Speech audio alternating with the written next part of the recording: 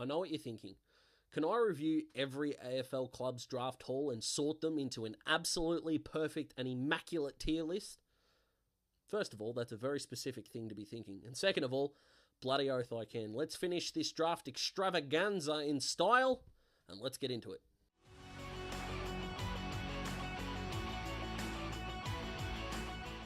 So I know I'll probably say it as we go through the video, guys, but if you've supported the draft coverage throughout, thank you so much. If you jumped on the live streams live, thank you so much. If you've jumped on them afterwards, thank you so much. It has been so much fun covering what has been a genuinely bonkers/stupid draft period. And I don't mean stupid as in technically stupid. I mean like just unpredictable.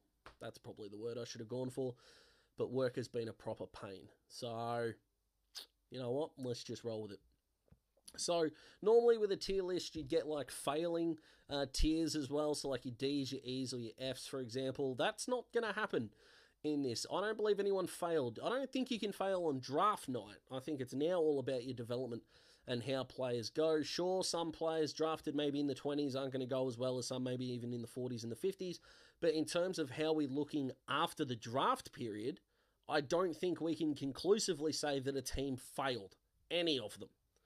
So in saying that, the worst thing you get is a pass mark. And then in terms of, I think you did quite nicely, I think you did very well, you're one of the best.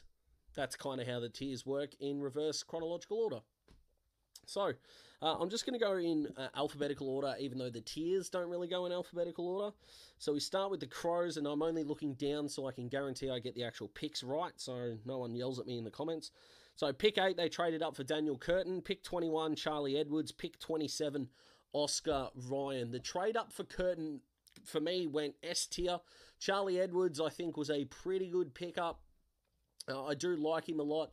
I'd linked George Stevens there, but the big body mid, they did really well. The Oscar Ryan one is reasonably interesting.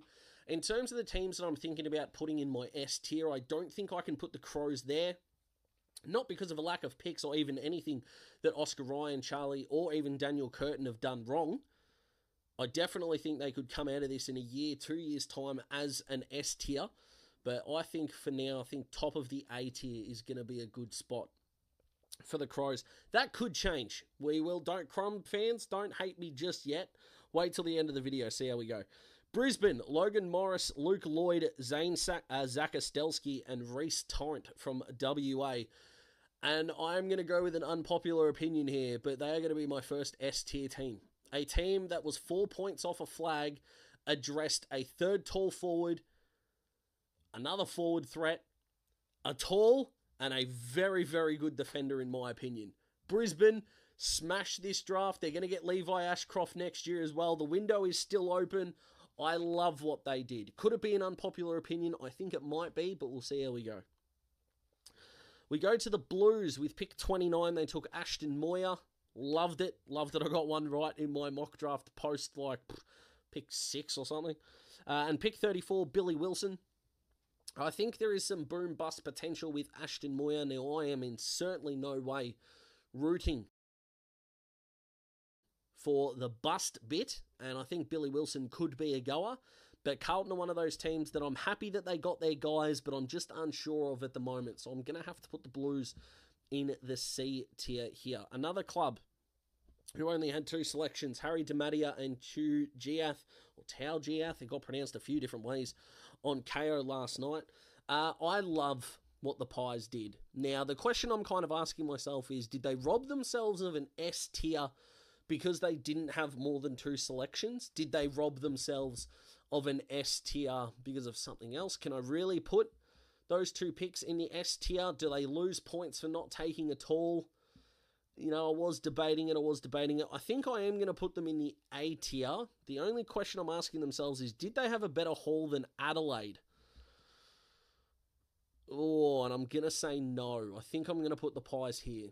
Now, again, we will do a little bit of a review at the end, so don't hate me yet, Pies fans, but I'm comfortable with where you sit at the moment. The Bombers, Nate Caddy, Luamon Lual, and Archie Roberts. Someone try and convince me this isn't the correct answer. Seriously, I'm dying. I'm dying for someone to tell me how this is not the correct answer. They picked up 3 guys in most people's top 30, and their last pick was 54. That's for you, Essendon fans, and that's because a Hawthorn fan really likes what you did, so that's not disrespectful. Amazing haul. Nate Caddy will help them up forward. I like the rebounding prowess of Lual. I like the fact the Bulldogs didn't get him for free and they jumped in there, and I love that they got Archie Roberts at 54 for reasons I do not understand. And I'll put my hand up. If the clubs are right and it doesn't work out, I'll be shocked. But the Bombers, right now, alphabetically, leading the charge. S tier. With Freo, and this is a difficult question because I don't think they could have done much better with the picks that they had, but ultimately I'm also not walking away from Freo's draft going, I am pumped up. So they're definitely not an S tier for mine. I do like all 3 of these players, don't get me wrong. So I'm thinking to myself, back end of A or the front of B. I feel like if I find another B grade side, they're not going to be better than Freo. So what I'm going to do is I'm going to put them at the back end of A, and I'm going to see how the rest of this tier list goes before deciding where else to put them. So it's going to be interesting. Geelong. Boy, wasn't this a mixed bag.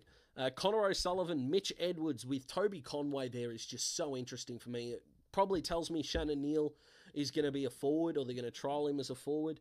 Sean Manor and George Stevens, love those picks. Not going to lie to you, love those picks. Oliver Wiltshire and Lawson Humphreys, which at the time didn't know a whole lot about.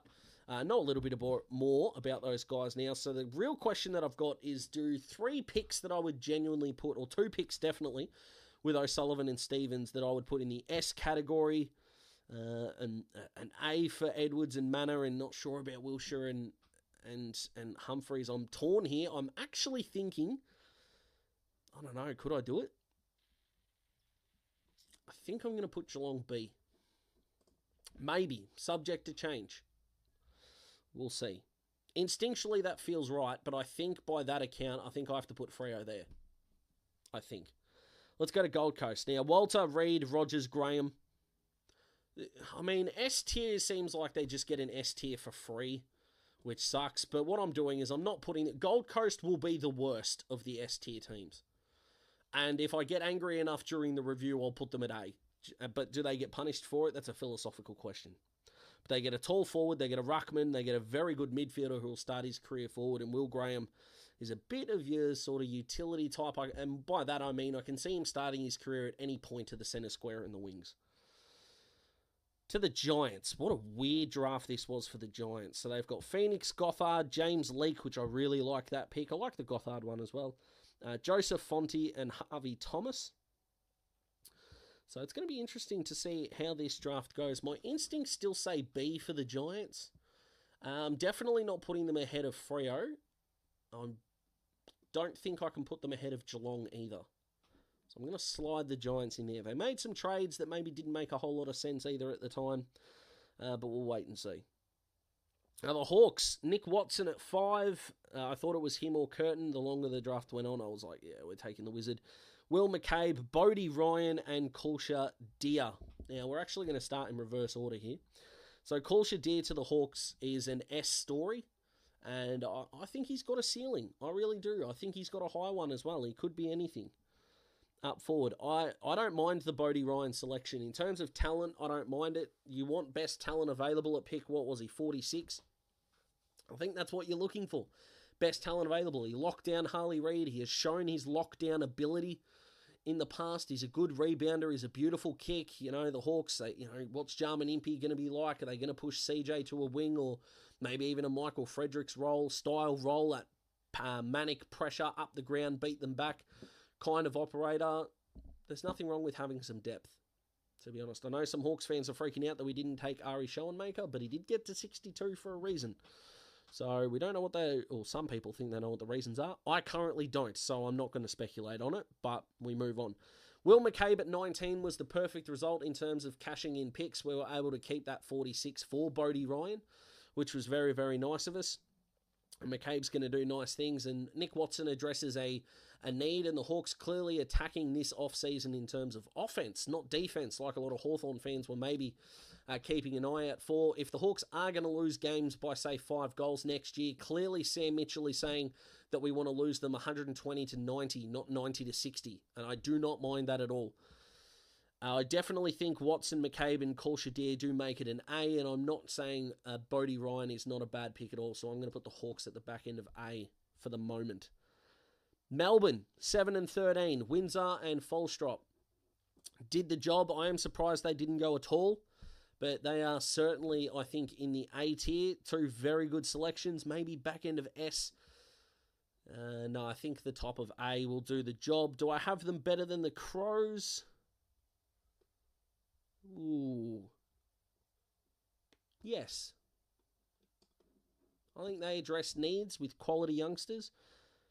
And they obviously know that to win a flag, they need to score. And you get yourself a goal-kicking mid and a half-forward that can score before he rotates through the midfield. I think they're going to stop Christian Petrarca from attending the inside 50 while he's on the ground and get him into more centre bounces. So I think they were a winner. North. Colby McKercher, Zane Dersma, Taylor Goad, Will Dawson, Riley Hardiman. They could be one. 5 picks inside the top 23, you're thinking, yeah, they will gift wrap them. You still got to get them right. And on paper, they got them right in a big way. Big way. McKercher and Dersma were the right decisions for those 2 picks. They ended up with a ruckman, the athletic guy, Taylor Goad. Love that. Ended up with Will Dawson. They addressed the centre-half back role. That's fine. Riley Hardiman, they got themselves a good ball user and a composed player. Is it one tall short? Potentially. But in terms of the picks they had and the way the draft fell, I honestly don't think North could have done any better. They can comfortably sit second for mine so far. Port Adelaide. Tommy, I'm not even going to try and pronounce your last name, mate. Anastasopoulos. Anastastopoulos? I think that might have been right. We're going to go with that one. Lachlan Charlson and Will Lorenz. I really like the Charlson and Lorenz picks. I don't know a whole lot about Tommy, I'm going to be honest with you. I don't want that to affect Port in any way, but they did target players forward of centre and classy, which I do not mind at all. They clearly looked at the key defensive posts in Brandon Zerk-Thatcher and Asava Radigalia in the off-season, but it's still not a draft class that really makes me get up out of my chair. And I think I'm going to put Port at the front, the back end, I should say, of the B tier. Richmond, Kane McAuliffe and Liam Fawcett. So a classy midfielder in KA and Liam Fawcett as a tall forward. If someone had told me they were taking a mid and a tall forward, I wouldn't have minded that at all.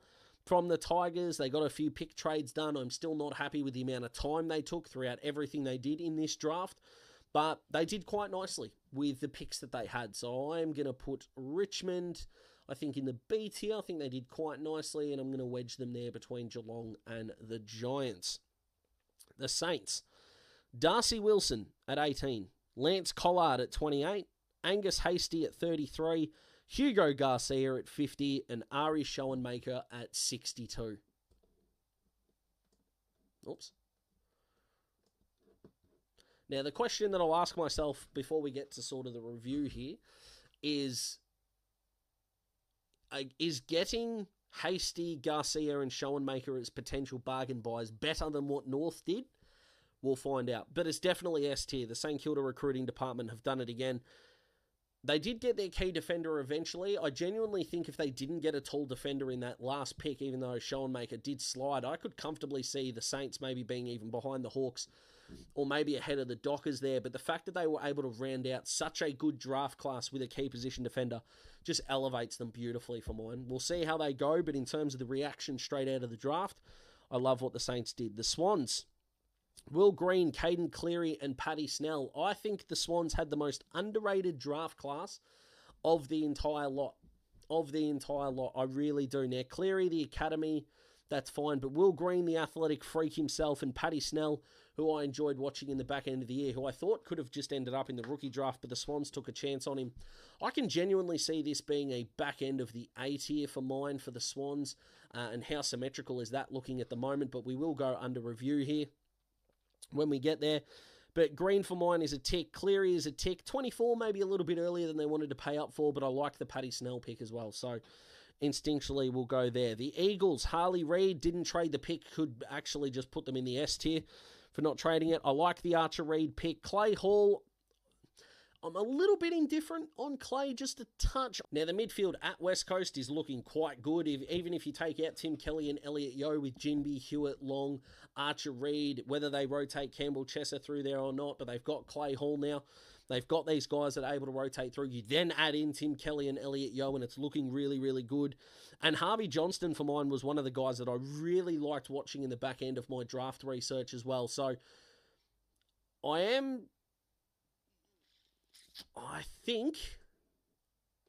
don't know whether it's worth an S. I don't know. Let me think about it when we get to the end.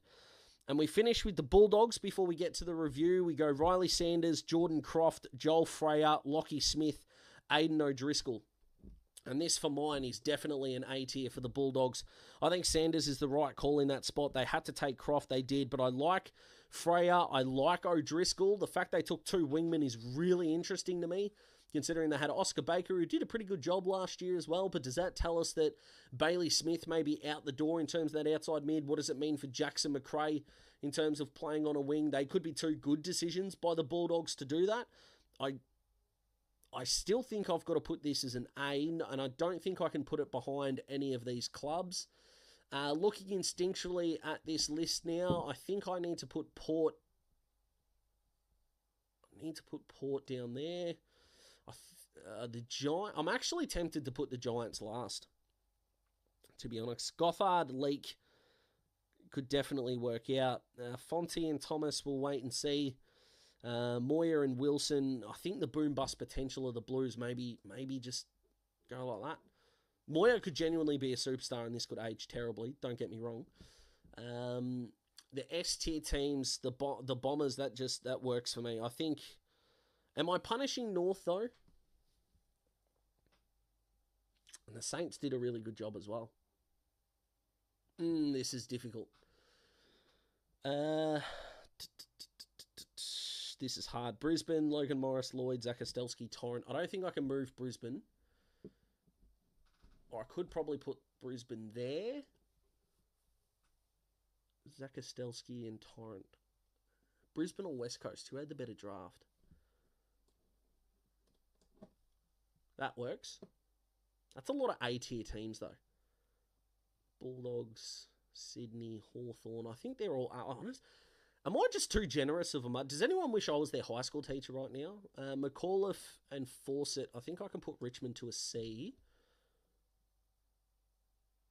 I just see a lot of potential with the Bulldogs.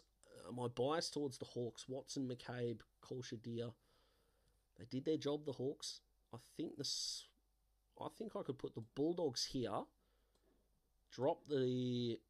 think I could put Sydney there and drop the Hawks there.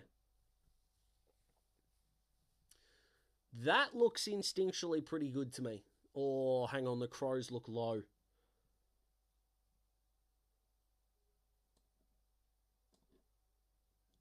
Trading up for Curtin is a massive win for the Crows.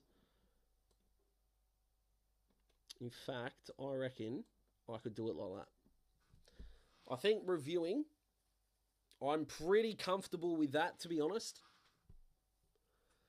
I think Essendon, I think Caddy, Luell and Archie Roberts is insanely good. North, St Kilda, Gold Coast. Gold Coast did get spoon-fed the S tier. I don't know if I like the Suns there. Can I do 6? Can a third of the team be a third of the league be S tier?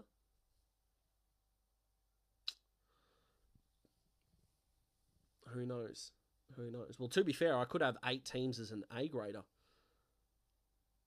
To be honest. Watson. No, I really like what the Hawks did. I think they have to go here. I think so. I think that looks right to me instinctually. We're going to stop it there. What do you guys think? Comment below. Let me know. Looking forward to it. There's still going to be draft content coming, but with work kicking my ass at the moment, I just need, and all the draft content, which has been amazing, I just need to take a little bit of a break, guys. So for the rest of this week, there won't be any more videos. I'm going to enjoy my weekend. I hope you do too, whether it will be Monday or Tuesday with a new vid. I will see you then. Thank you so much for your support throughout. Let me know what you change. And as always, stay safe, stay awesome. Goodbye.